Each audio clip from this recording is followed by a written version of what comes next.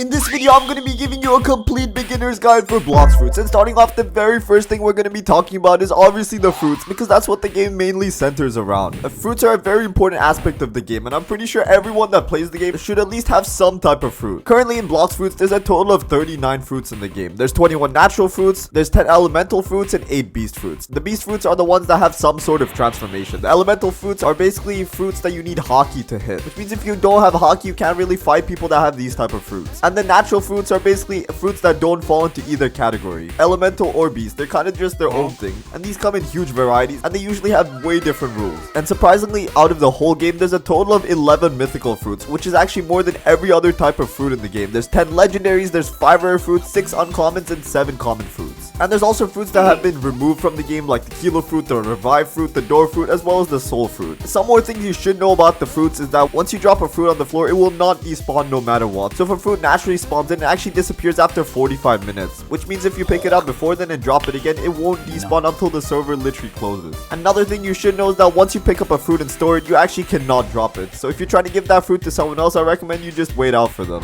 Fruits that you buy in the game with Robux are completely permanent, which means that you can equip them from the Blox Fruit dealer or the shop menu at any time that you want. But when you buy a fruit with money, it's not permanent. If you switch to a different fruit, then you lose that fruit forever until you buy it back again. Players in the game can actually remove their fruit by heading over to the Remove Blox Fruit NPC, who's located at the prison on the first sea. Not sure why anybody would do this, but if you want to do your own thing, then I guess you could do that. Next up is some stuff about trading. If you actually have a permanent fruit, then you can trade it like game passes. To do this, you have to select in the store and inventory option under the gift tab. That's how you add a fruit to your inventory, and you can trade these for huge amounts because permanent fruits are worth way more than normal fruits. So you could honestly trade like a permanent magma fruit for a normal leopard fruit. I'm sure there's a bunch of people out there that would definitely make that trade. Another thing is that the mastery of the fruit will actually stay the same no matter if you switch to fruit. Say you have a 15 mastery on your sound fruit and you switch over to the ice fruit. When you switch back to the sound fruit, you're going to keep the same mastery, and the reason for this is because you have already mastered the fruit to a certain level. It wouldn't make sense to remove it. And you can also awaken some fruits in the game, but you do have to have access to the second sea for this, so it is a bit later down the line. And the way you do that is by actually completing raids, which is actually different for every single fruit. Next up is a tip for the sand users. If you're a sand user, then you actually take double damage when you're in water. And if you didn't know why, because in One Piece, when Luffy fights against Crocodile, water actually deals a lot more damage to him. So I guess they wanted to replicate the show better. And if you want to prevent taking damage in water, then you can actually equip the shark race. If you're at the level 1 of the race, then the damage you take from water decreases by a huge amount. Once you upgrade to the V2, it removes the damage completely. So you can literally have a fruit and still be swimming in water. And some other cool things you must know is that it would cost a total of 60,155 Robux to buy every single fruit in the game. That's literally 64 million belly. I'm not sure a lot of you have the money to do this, but the people that usually do this are YouTubers or content creators that make videos about the game. Because if you're just a normal player, then why the heck would you buy every single fruit? Anyways, moving on, another thing I will tell you guys about fruits is that if you're looking to get better at the game, then you should definitely start off with an elemental fruit. And the reason for this is because when you're actually farming NPCs and they're a lower level than you, they can't do any damage to you if you have an elemental fruit. Unless they have hockey, but you're not really going to face any enemies with hockey in the first sea, except for bosses. Every boss in the game has hockey by default. And you can choose any of the 10 elemental fruits that are in the game. These fruits include the smoke fruit, the flame fruit, the ice fruit, the sand fruit, the dark fruit, the light fruit, the magma fruit, the rubble fruit, the blizzard fruit, and the dough fruit. So if you end up getting your hands on any of these fruits early, I recommend keeping them. Another very important thing that you must do when you start the game is upgrade your stats properly, because if you do this incorrectly, then it might screw you over later. What I mean by this is allocating your stat points to only the correct thing.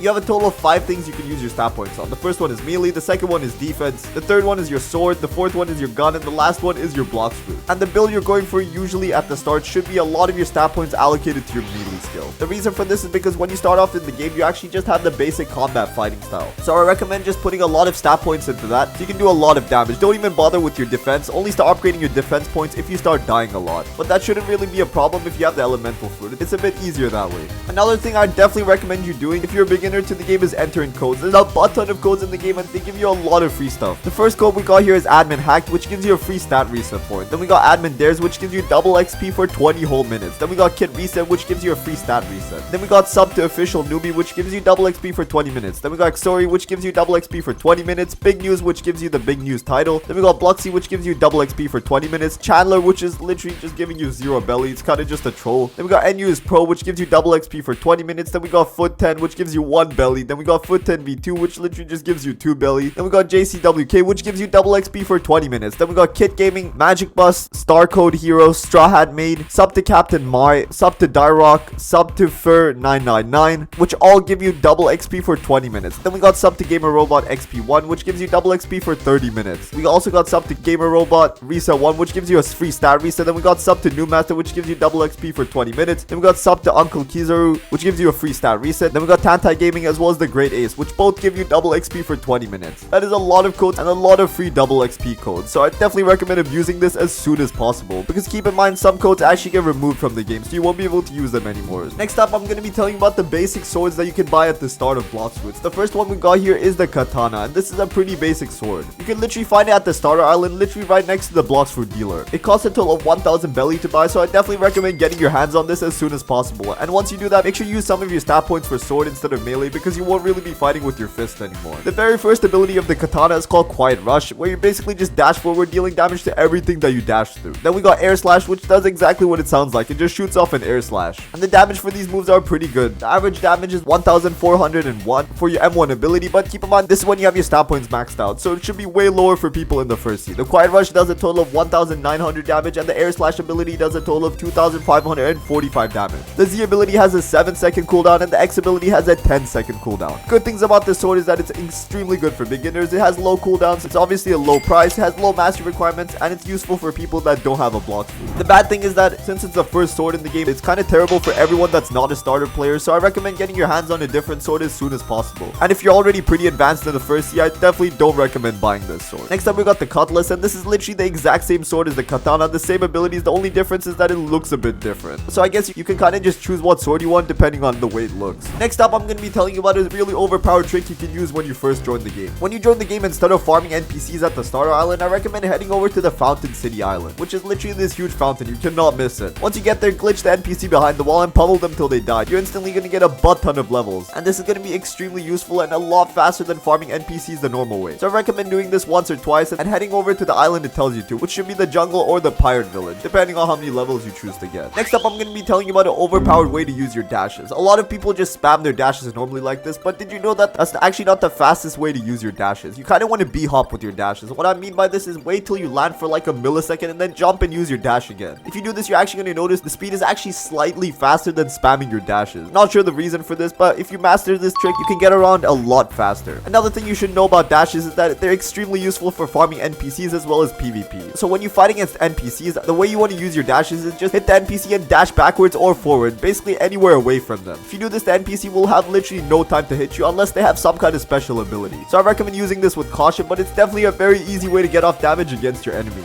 Next tip I'm going to be giving you beginner players is to set your spawn point at literally every island that you can. The reason for this is because where you set your spawn point actually decides where you can teleport. So say for example, I'm farming NPCs at the desert village. If I want to go somewhere else, example the jungle, to roll a fruit or something, I can roll my fruit, and instead of taking a long boat ride back, I can actually instantly teleport because I have my spawn set at the desert. This is extremely useful and saves you a lot of time, especially for people in the first seed, because it is pretty difficult to get around if you don't want to be spending a lot of money on boats. So if you do this correctly, the only times you'll actually have to drive a boat around is when you're first getting to the island. Another tip I'm going to be giving you new players is a pretty easy way to get some money, and this is called the chest grind method at the pirate village. Basically what you want to do is just go into the pirate village, get this chest that's up here, get this chest in the house, and some other chests that are located around this area. Once you do that, you just want to server hop and keep repeating this method. If you keep doing this, you're going to rack up a butt ton of belly over time. And if you end up getting to upper sky, you can actually farm the chests that are in this temple. There's a total of 8 of them, and it's way faster than doing it at the pirate village. But you can't really get to upper sky if you're a new player to the game. Just wait till you unlock your double jumps, I guess. But keep in mind, when you're farming all this belly, you're actually not going to be getting any quest progress done, so make sure you allocate your time properly. Next up, I'm going to be telling you about an extremely overpowered fruit that you definitely want to be using when you're in the first seed. And this fruit is actually a very common fruit, so it should be pretty easy to get no matter how new you are. Like I mentioned before, elemental fruits are very good, and this is the cheapest one in the game, the smoke fruit. It's a common elemental fruit that costs a total of 100,000 belly or 250 robux from the Blox Fruit dealer. And just like every other elemental fruit, if an NPC is a lower level than you, then they actually cannot do any damage to you. And the reason the smoke fruit is really overpowered is because of one ability in specific, and I'll get to that in a second. The first ability we got here is called Smoke Slam. It basically just slams a bunch of smoke into the floor, dealing a bit of damage to everything around it. Then we got the Smoke Blast ability, which kind of shoots out a gas cloud and deals damage to everything that it lands on. Then we got the C ability, which is called Smoke Liberation. This just kind of spawns in a smoke tornado. Next up, we got the very overpowered ability, and the reason you want to be buying this fruit, the Smoke Bomber bomber ability. When you use this ability and fly over NPCs, they actually won't be able to hit you at all, but you can keep dropping smoke bombs on them, dealing a lot of damage. What this basically lets you do is really fight with a zero risk of injury. And if you do this correctly, you should be taking zero damage from every NPC that you go against. But the only downside is that it does take a lot of time, because when you drop bombs on your NPC, it's not going to instantly kill them. You have to drop maybe 5 or 6 of them, and that's going to take a butt ton of time. But this is an extremely safe way of doing it. Next up, I'm going to be telling you about 2 extremely important NPCs. The first one is the Blox Fruit Dealer, and this is where everyone should be getting their fruits on. He's located at the Pirate Starter Island, the Marine Starter Island, and Middletown. That's all the locations for the first sea at least. When you talk to this guy, he's basically just going to have a random amount of fruits in stock, and the fruits that cost more usually take longer time to come back into stock. So if you want a really good fruit, then you do have to wait quite a while. But you can use live stocks or Discord servers to check the stocks of the Blox Fruit Dealer without having to log in every single day. The next NPC that we got here is the Blox Fruit Gacha, and this NPC just basically lets you roll a random physical fruit. He's also located in every sea. So if you kind of want to gamble your money away, then this is definitely the NPC you want to go to. But you do have to be at least level 50 to roll fruits from this guy, and the amount of money you have to pay him actually depends on what level you are. If you're max level, you're gonna have to pay him a hefty fee, but if you're a lower level, then you don't have to pay him that much. So I recommend taking advantage of this when you're still a low level player.